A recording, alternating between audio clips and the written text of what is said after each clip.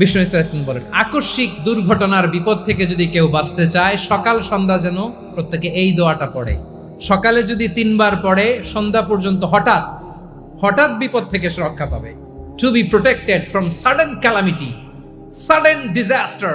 অনেক সময় এমন হয় হঠাৎ বিপদের সম্মুখীন হই আমরা, রেডি হয়ে বের হয়েছে অফিসে, হঠাৎ অ্যাক্সিডেন্টে পড়ে যাই, হঠাৎ পেটের ব্যথায় অজ্ঞান, এরকম হয় না?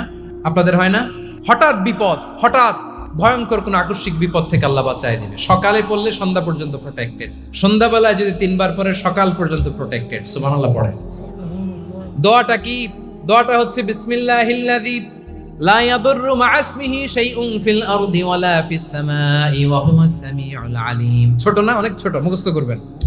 বিসমিল্লাহিল্লাযী লা ইয়াদুররু মা'a ইসমিহি শাইউন ফিল আরদি ওয়ালা ফিস সামা।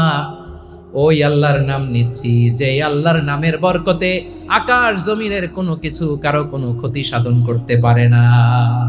তিনি সর্বশ্রোতা, সর্বজ্ঞ। সুবহানাল্লাহ পড়ে।